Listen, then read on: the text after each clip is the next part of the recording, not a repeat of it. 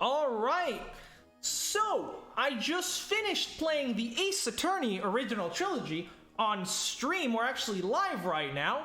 And I decided that I might as well go do a ranking of all the games and, put it up on YouTube, because why not? And by the way, if you're new here, you don't know who we are, we like to stream video games every week. Right now we're doing, well, we just finished Ace Attorney, we're doing Shin Megami Tensei 3, we're doing Persona 4, we're doing Danganronpa, and I've got plans for stuff like Zero Escape and a bunch of other stuff. It's really fun. You should subscribe and join. But for right now, let's get to Ace Attorney rankings. So, alright, we're gonna do this chronologically. I've only played the first trilogy, so I'm not, gonna be doing most of these, but, so we'll start first up with the first Turnabout. I'd say this is probably mediocre, nothing too good, nothing too bad. I mean, it's an introduction to the game, its mechanics, its core characters. Mia's there, so that's a plus, but, it's a pretty straightforward case. The characters are pretty good, though, and Winston Payne is always a plus, so I'd say 1-1 on mediocre. I'd say that's a pretty fair ranking. Next up, 1-2. 1-2, here we go. Alright, Turnabout Sisters. I'm debating between going great and good. Turnabout Sisters is a fantastic case from a narrative standpoint and from an investigative standpoint.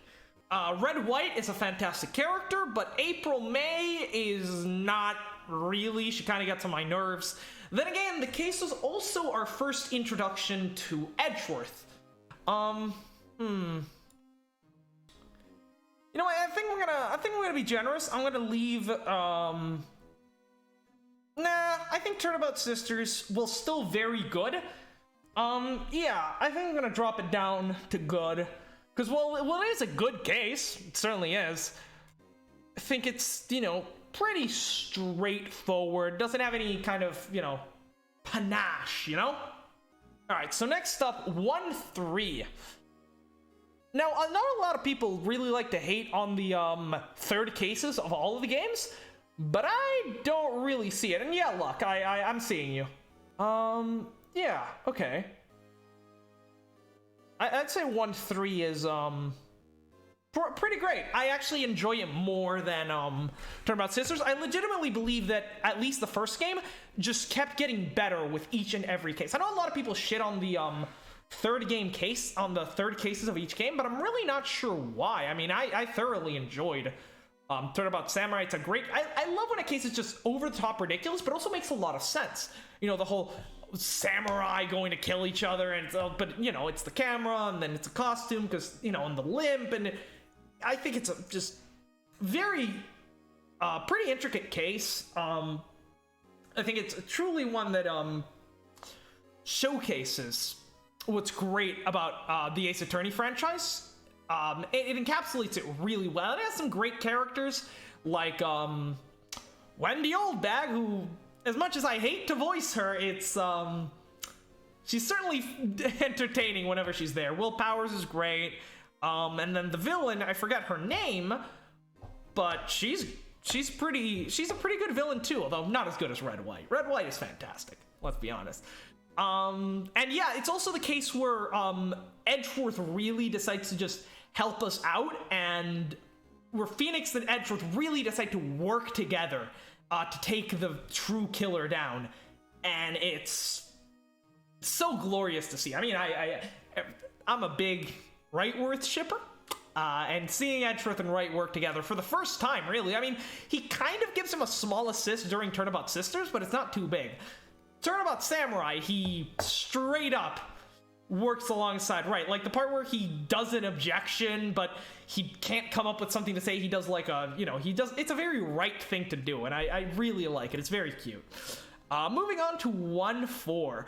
I mean, there's no question where I'm putting this. This is a fantastic case. It encapsulates, I mean, while I said that 1-3 pretty much encapsulates everything that makes Ace Attorney great, 1-4 does everything that 1-3 does even better. The not knowing who, people's identities, people standing in for each other, fucking having over-the-top ridiculousness. We literally have a parrot come to testify in court, and we cross-examine a parrot, and fucking Manfred von Karma retrained the parrot before the court date because he knew that we were gonna call on the parrot to testify.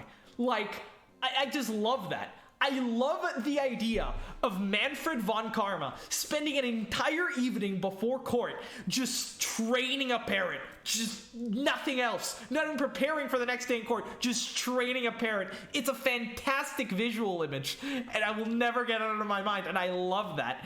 It's a fantastic case. You know, it's hilarious from that point, but, you know, von Karma is a truly frightening opponent, you know? His cases are, for the most part, truly perfect on the way he will literally object to everything you do. It's something that pretty much no other Ace Attorney prosecutor will do. Just the sheer amount of objections and stuff that he throws around. Okay, swimming anyone is getting a bit tiring, so I'm probably gonna go swap this out for another great song. Gato's theme. There we go. Alright, now we have the Gato theme going, so let's continue. Yeah, so 1-4 is truly a fantastic case. And, you know, von Karma, terrifying villain, absolutely terrifying. And, you know, it's the first time we actually end up, you know, the prosecutor turns out to be the villain.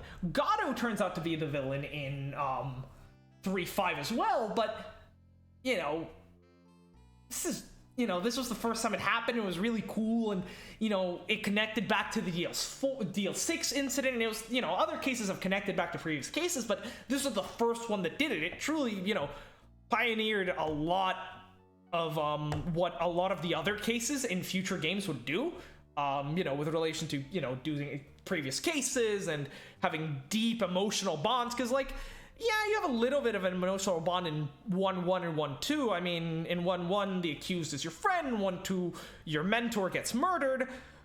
In 1-3, but there's not really anything past that. In 1-4, Edgeworth is at the center of it all, and his relationship with his father and his mentor, Von Karma, from both a case standpoint and a storytelling standpoint, 1-4 is absolutely fantastic. And then we get to what is probably my favorite case in the series, so I'm actually going to put it right there. Rise from the Ashes. God damn Rise from the Ashes.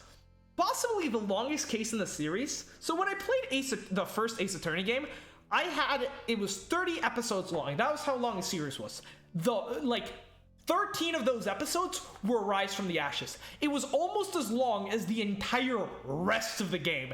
It was mind-blowing, because every time you thought, okay, this is it, we figured it out, something new would come up, and another layer. There were so many fucking layers. I mean, Chief Gant forged a crime scene to make it look like Emma was the murderer. Then Lana thought Emma was the murderer, so she forged the crime scene again to make it look like Joe Dark was the murderer, leading to Damon Gant having essentially blackmail on Lana for the entire thing. Oh, nice new profile picture, look. And then, you know, on the final day where the statute of limitations is running out or whatever. No, it's not statute of limitations, it's evidence transferal. Fucking, Gant murders Goodman and uses Lana, like, to stuff in the back of Edgar's car, who then drives to the prosecutor's office, and, you know, the car, and, you know, 2 murders happen at the same time, with Officer Meekins getting attacked by Jake Marshall, who was dressed as Goodman. There's so many layers and so much shit that happens, and so many fantastic characters. I mean, you know, Jake Marshall, not Bruce, we didn't really see him as a character since he's the victim. Angel Starr, Officer Meekins too, Chief Gant is also terrifying. Like, I think there's 2 characters in all of Ace Attorney that I can truly call terrifying. They are Damon Gant and Von Karma. I feel like, because this case was made after the other 2 games were made, so it was, you know, made in retrospect. But I think it does a great job taking everything that, you know, they've learned in making 3 full Ace Attorney games and cramming it all into one super massive mega case, and it is fantastic from start to end. I know some people complain about the pacing of it, right? They say it might be a bit too poorly paced, but I actually thought the pacing was perfect. The slow burn that it is truly just makes it feel so epic and impactful, and the forensic mechanics with Emma are actually really cool, and having played it before going on to games 2 and 3, it's it's kind of frustrating, Like, for example, during 3.5, which I literally just finished playing, like, minutes ago, when, you find the sword in Elise's staff, right? And you're like, could this be the murder weapon? There's no blood on it, right? I mean, during that whole case, I said, wow, I wish Emma was here with some luminol fluid, because then we'd know if it was the murder weapon or not, Even if the blood was washed away, the luminol reveals it. So, the case had something that none of the other cases has, and that's Phoenix actually, doing scientific investigation, like, collecting a lot of evidence, which is why I think Emma was so, much more useful than, Maya ever is in the other games. And it really just takes everything about all the other games and just crams it so perfectly. And from start to end, there's not a single moment that I didn't enjoy my time with Rise from the Ashes. Even in the times where I was in a 2-hour-long investigation and I had absolutely no idea what to do, I was still enjoying my ass off. So yeah, Rise from the Ashes, greatest case in Ace Attorney. But with that, we move on to the second game. Justice for All. Starting off with 2-1. Where is that? 2-1. The Lost Turnabout.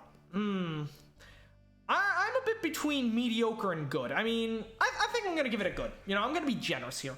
Because I really like The Lost Turnabout. The idea of, it's a great way to reintroduce the fans to Phoenix Wright by essentially having Phoenix lose his memory, which is why he needs to learn a bunch of the stuff all over again, right? So it essentially, provides a way for, you to be handheld your way through the case without it making seem kind of, contrived that Phoenix, this ace attorney that has solved all these great cases. Oh, yes! One thing I forgot to say about Rise from the Ashes. Get the fuck out of here. I'm not done. Rise from the Ashes also because in the original game, Edgeworth leaves after 1-4.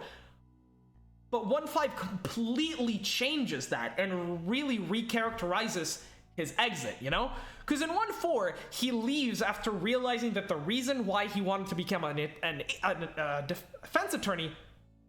in 1-4, the reason why he wanted to become a prosecutor was actually false. He believed that a guilty man was proven innocent by a bastard defense attorney, so he was like, well, then I'll become a prosecutor and not let any criminals escape.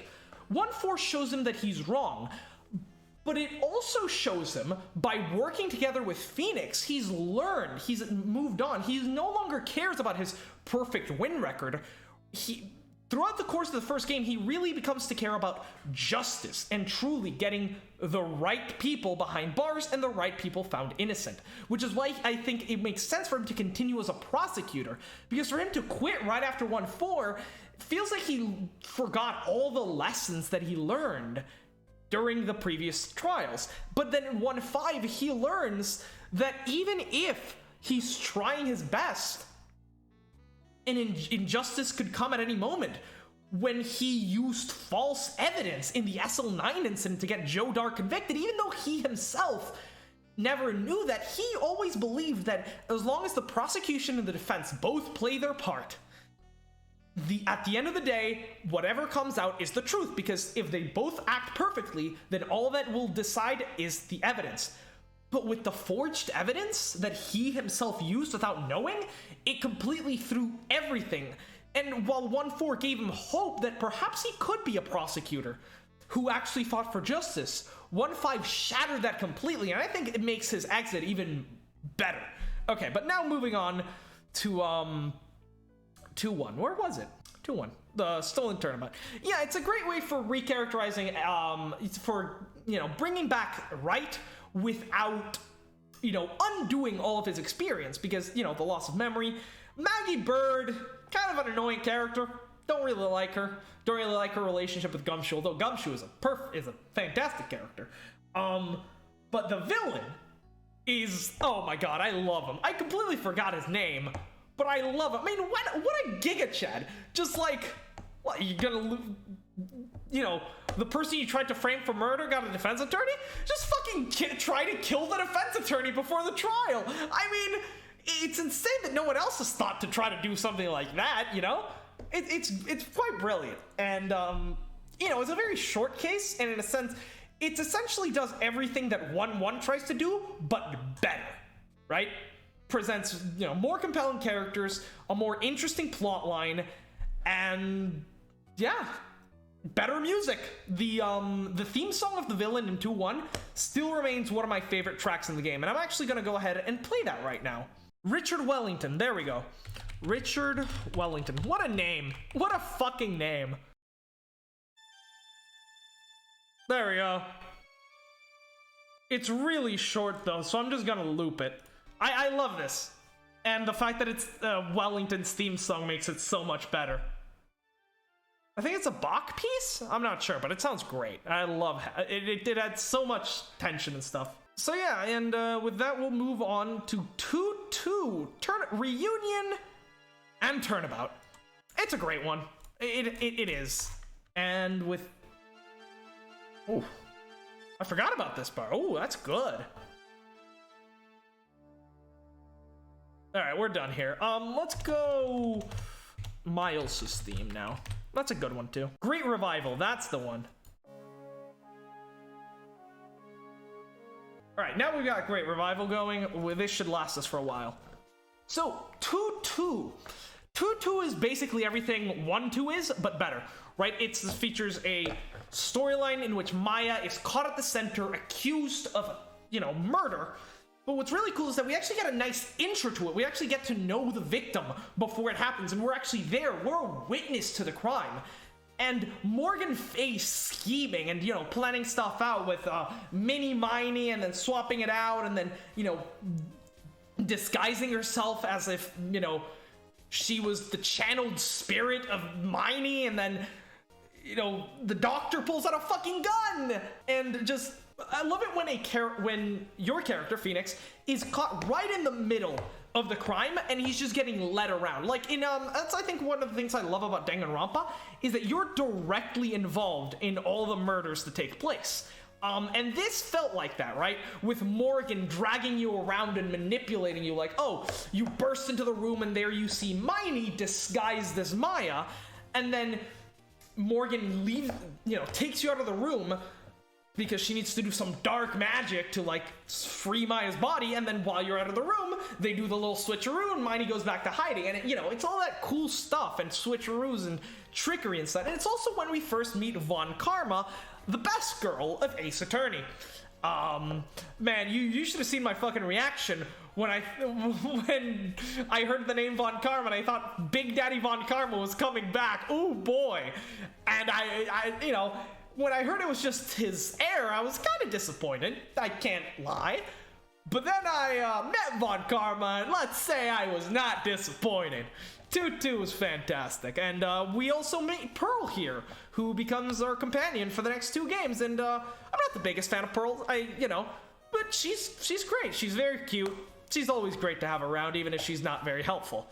And that moves us on to 2-3. Turnabout Big Top. Turnabout Big Top, I think, graduates between great and good. I really like Turnabout Big Top.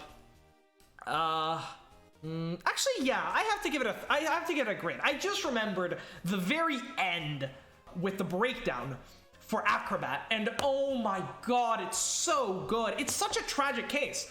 Probably one of the most tragic villains in the whole franchise, because his brother was paralyzed by Regina, so he wanted to get his revenge on her by killing her, but instead, because of her naivete and stupidity, he actually accidentally ends up killing the ringmaster, the man who was almost like a father to him, who had given him everything. And so it's so sad when you finally reveal that he has the bust and the murder weapon hidden underneath his wheelchair, and he starts crying. Oh my god. Like, the case itself was mediocre. Like, if it wasn't for Acrobat's character, I would probably put it in good. Like, it was a decent case overall. I like the whole flying statue thing, even though it was a bit contrived, you know, like, how did he set up the pulley systems and stuff? Like, that seems I mean, he's an acrobat, so he probably does a lot of this stuff, and he probably has, like, flying equipment that Max uses, but, you know, also Max Galactic is fabulous! Love that, man. But yeah, the acrobat's breakdown at the end truly pushes it up from a good case to a great case. And maybe if it was a bit less contrived and some of the characters were a bit less annoying, like Trillo and Quist. I mean, like Trillo and Ben. Perhaps that case could have been one of the better ones. But for right now, I think Great suits it really well. So, moving on. 3-4. I mean, what can I say? It's the fourth game, it goes in ace. That's typically how it goes, you know? There is one exception. We'll get to that. Man. Actually, yeah, I'm gonna actually have to put it, you know, I'm not gonna rank these here individually, these are just tiers, but I think for the ace one, I'm actually gonna rank them in the order that I really like them, because I genuinely think Farewell My Turnabout is better than Turnabout Goodbyes. I mean, we see the return of Edgeworth, he picks up the mantle of a defense attorney, I mean, prosecutor, what? That's later, of a prosecutor once again. And it's fantastic. I mean, it's the first case where you actually defend a character that is actually guilty, and it's actually, I'm pretty sure, the only case. Because Matt Ongard is really, you know, the true mastermind behind the murder. I mean, sure, he used a hitman to do it, but at the end of the day, he should be charged for that murder, and he is, and it's so satisfying. But you have to defend him because Maya's life is on the line. Working together with Edgeworth and Gumshoe, I love Edgeworth when he realizes that, you know, if he gets that guilty verdict, Maya's gonna die. So he actually delays the trial a couple of days on purpose to try to give Phoenix more time and the police more time to actually figure out where Maya is and save her. And it's just so sweet of him and really reveals how much he's changed over the course of the games. From doing anything to get a guilty verdict to being willing to sacrifice his case in order to make sure that a guilty person gets found guilty to almost getting a guilty person found innocent. The very thing that got him to that made him want to become a prosecutor in the first place. To betray those ideals to protect Maya's life. I think it's absolutely a fantastic case. And Edgeworth is fantastic during it. Also, a very smart guy, Shelly DeKiller, great name by the way, shot the prosecutor. He just shot the prosecutor so that she couldn't be in the case. Of course, then he got Edgeworth, but you know, he tried. He was pretty smart. I'm surprised none of the other people have done that, although I guess most of the people tend to be on the side of the prosecutors, you know? Especially the bad guys. And then, you know, Matt's breakdown, him, you know, removing the hair and going from, like, this oblivious guy to, like, hey, how's it going? Like, this evil dude with, like, tiger smacks on his face and shit. Fucking wine glass and shit. I love how much his character changes from when you reveal his secret. And then his breakdown at the end when he just starts scratching his face like fucking Shigaraki from My Hero Academia. Oh, so good.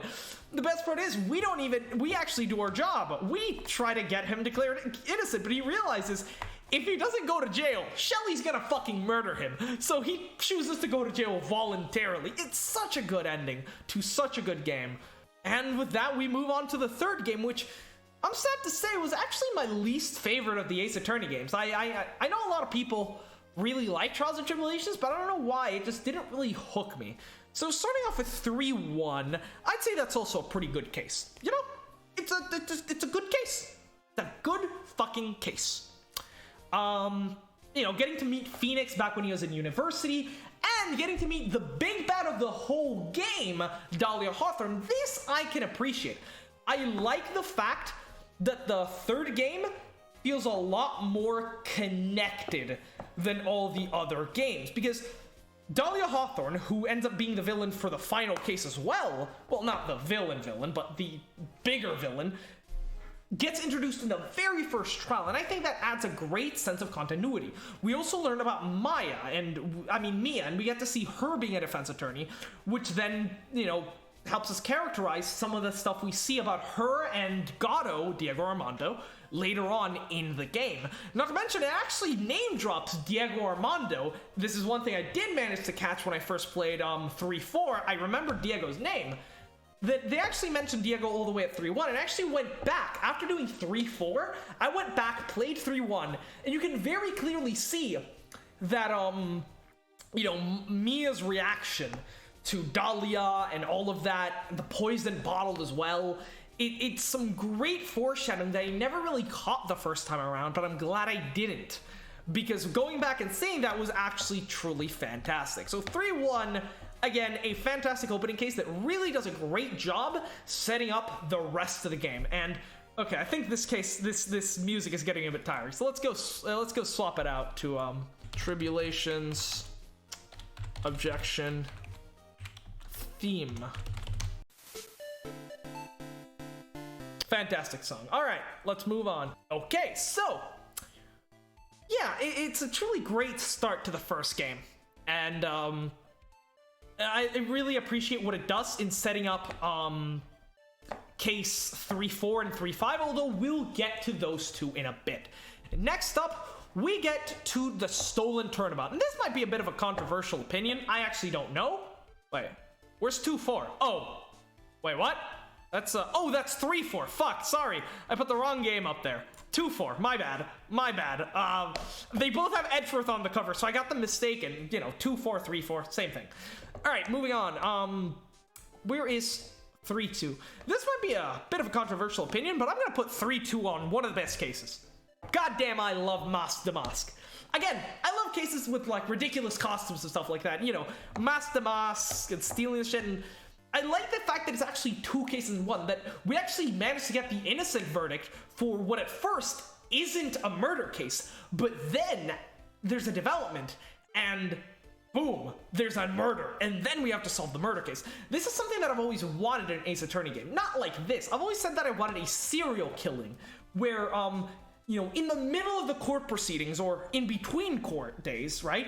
Another person gets murdered and it shifts the entire case on its head, or a body gets discovered. And this truly doesn't. I mean, it's not the same thing, but it's the same essence, where a body actually gets discovered after the first day in court, and it completely changes the entire dynamic of the trial.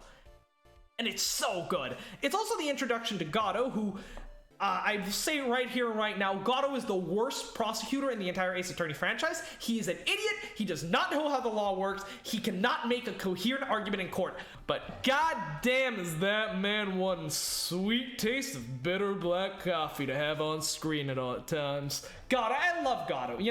As much as, well, I don't think he deserves any sympathy for his actions, and I think he's an absolutely garbage defense attorney, probably even worse than Winston Payne. He just has the confidence of Von Karma, and the judge goes along with it for some reason, which truly hurts case 3-5, but we'll get to that. God damn, I just love him. I just think he's entertaining. I like the coffee, I gave him this, like, really deep, sultry voice. And it's very fun to do. It's very easy on the vocal cords, as opposed to doing something like Old Bag, He's always a pleasure to have on screen. His weird, out-there metaphors. I love when, you expect him to actually make a rational argument, and then he just goes into some random-ass metaphor that makes no sense. It's stupid, but I enjoy it, I don't have to... I don't know. I think this case is, like, my guilty pleasure. Because, the whole Master and oh, God, Luke Atme might be one of my favorite characters in the entire franchise. God damn. Luke Atme, ace detective. Oh, I love him so much.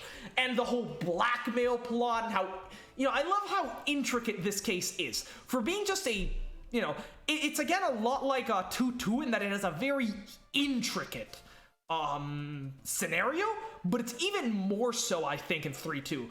Because it involves, like, blackmail and extortion and fencing and this and... Oh, so good. Also, I like that, it also does world building, strangely enough. It's like, it and 3 3 are 2 of the cases to do any kind of like major world building by establishing Masque de Masque as like this criminal that then turns into a vigilante that fights crime, you know? And that brings us to, sadly, where is it? 3 is the worst case in the series, by far and away. The only good thing about this case is, that it establishes some lore with Masque de Masque. That's literally it. I suppose Jean Armstrong is kind of funny, but that's pretty much it. It's an extremely easy case. It might actually be one of the easiest cases in the whole franchise. I figured out, basically exactly what happened really early on, so it kind of made the rest of it a bit monotone. And also, you know, I really did kind of like that subplot of, you know, the tiger impersonating Phoenix Wright to get Maggie found guilty. I thought that was huge. I love that. Again, as shown by 2-1 and 2-4, I love it when the villain messes with either the defense or the prosecution to get their way, right? Because, you know, they don't play fair. They're a murderer. Why do they want a fair trial? They're not gonna play fair. And I think that's great. I think that's fantastic. It adds, but the way in which it is done hurts me so. Well, I love the idea of the tiger impersonating Phoenix Wright.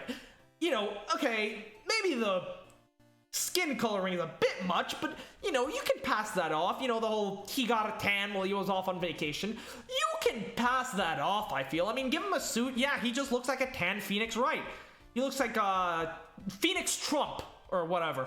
Or as I've called him, Phoenix Wrong. Because, you know, he's an imposter Phoenix Wright. But the attorney badge really drove me over the edge. It really did. The attorney badge was fucking cardboard. Like, if he had actually had a decent, like, replica of an attorney's badge, I would have actually loved that thing, but it really just, I mean, I know it's the Ace Attorney ridiculousness, but it really just makes no sense that no one would realize that the badge was literally made of paper. Like, if you would, like, the skin was already a stretch, but I would have excused it if he had an actual decent badge. But no, the case just is dumb like that. But yeah, I do like the ending where you actually lie to trick the tiger into confessing to the crime, and then, haha, I lied! But, you know, I don't think it can make up for it. I think, you know, the entire case was built on the fact that someone decided, I want to have Maya in a maid uniform, and then they built the entire case off of that, you know? I think it's kind of dumb. Oh, yes, and I forgot to say, in 3-2, we also get to see Maya get, channeled in front of Gato or Diego for the first time, and I love his reaction.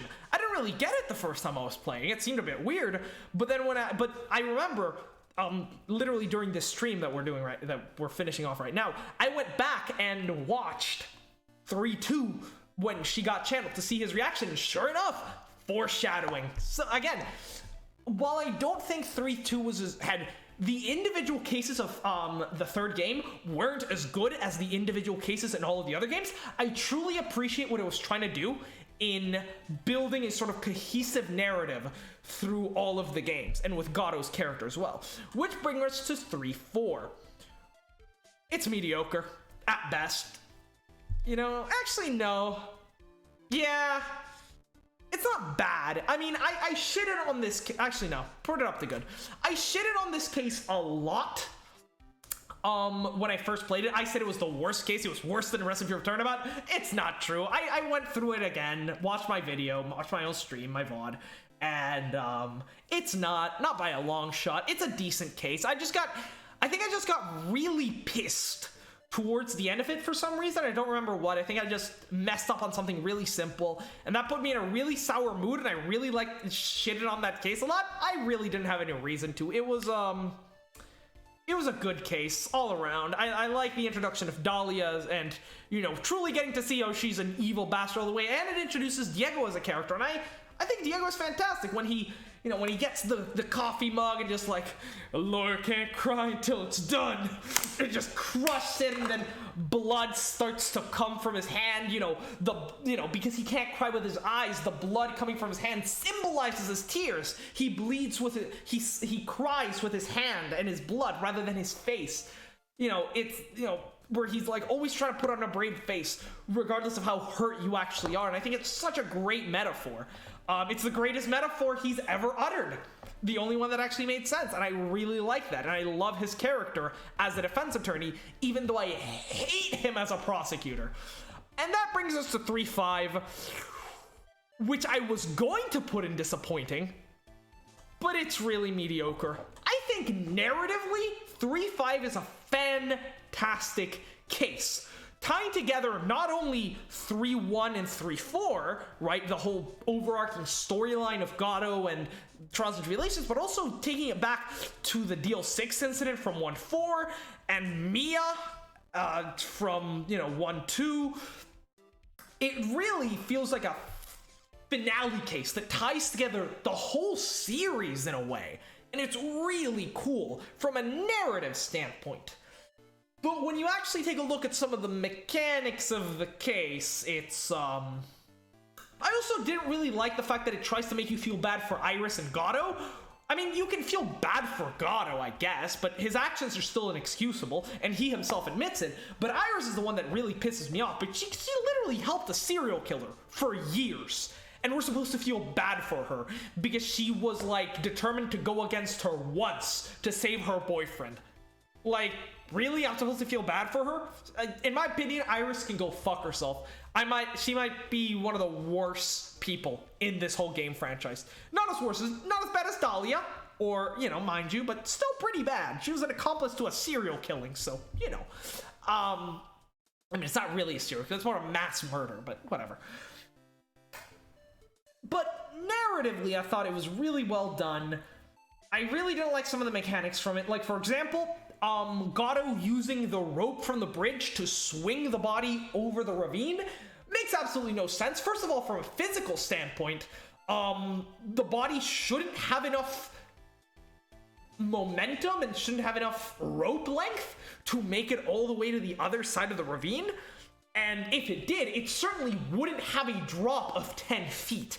That much is ridiculous. Unless Gato is like has superhuman strength and just yeeted that shit down, I don't know how 10 feet could have been achieved from a, I'm a physics major. I have to say this shit, But that's fine.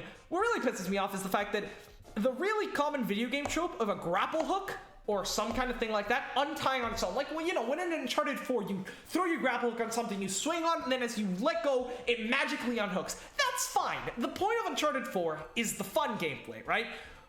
But for a game all about logic and reasoning and that sort of stuff, I think it's really fucking cheap to do the thing where he ties her to a rope, swings her, and then magically at the end of the rope's arc, at the perfect moment, the rope magically unties and she lands on the other side. It makes no sense, it doesn't work in real life, and I think it has no place in a game of logic and reasoning like Ace Attorney.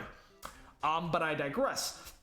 Oh yeah, also, when Dahlia inhibits the body of Elise Doxnum and heads over to the Inner Temple, it's first of all a huge plot contrivance that she decides to happen to carry Elise's staff with her, which makes no sense because she's not playing the character of Elise, she's playing the character of Iris. So taking the staff makes no sense. It's purely a contrivance you need to take the staff to the Inner Temple so that Gato can use it as the murder weapon, right?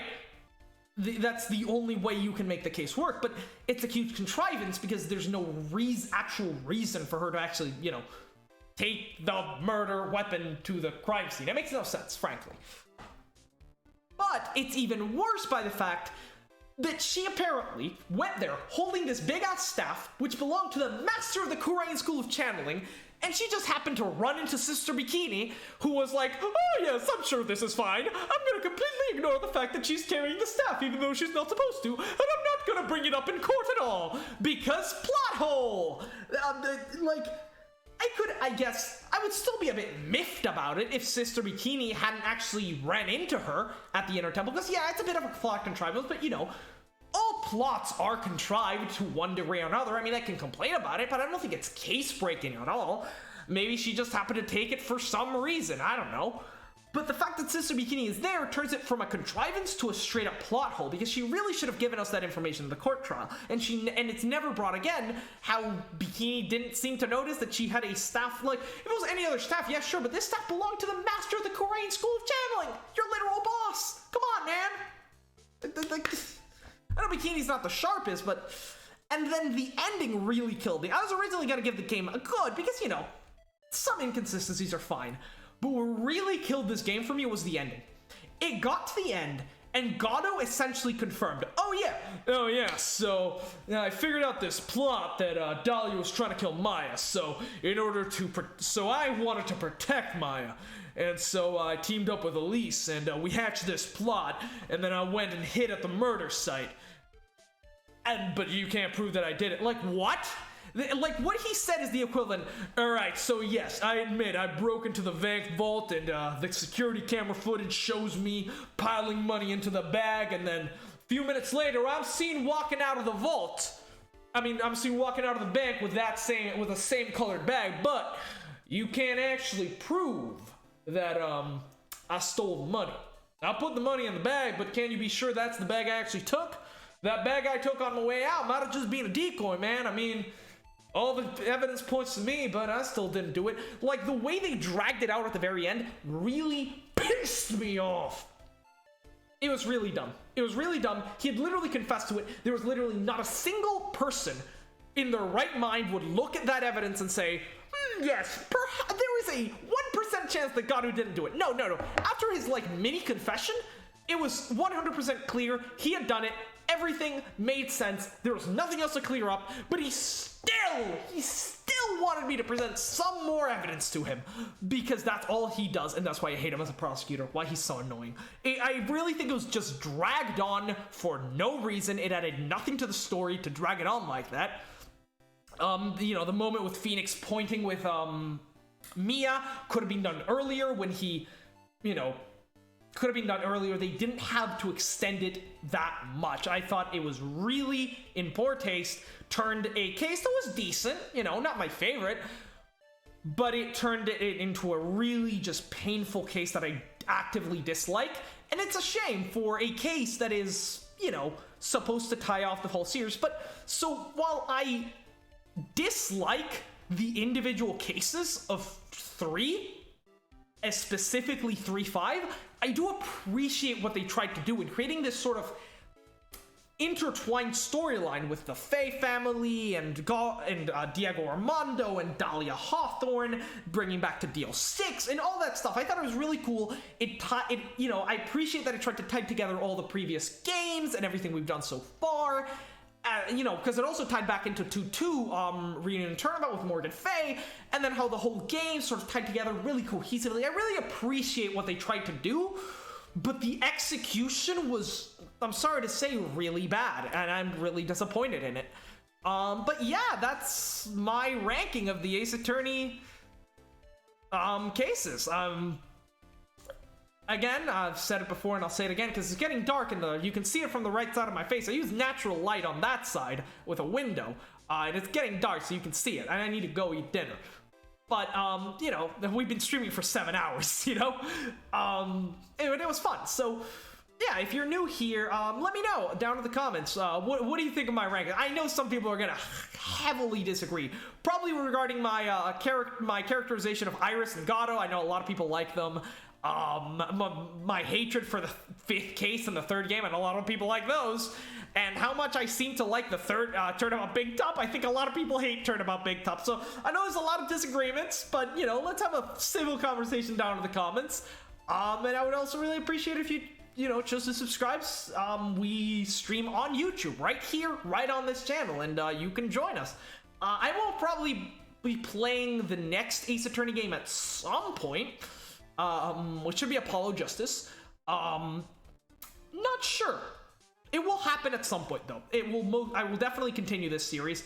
I'm just gonna need to take a break from it for a while. I'm gonna be focusing on Shin Megami Tensei 3 for the time being, because I want to finish that game before 5 comes out. But yeah, this is the end of this video, and the end of this stream, and the end of this trilogy. It's been great for all the people that have been here, either the whole way through, or who have just shown up for a few episodes. You're all fantastic. It's been fantastic having you. This has been a fantastic game, and my camera is not on, and I'm kind of sad that it's ending. It's bittersweet, but we're moving on to some other stuff, and you know, I promised I'd finish it today, and we finished it today, so there's that. Yeah, drop a like if you enjoyed, and I'll see you all on Saturday for some Danganronpa, hopefully. Later, guys. Later, Luck. It's been great having you. Thanks for being here.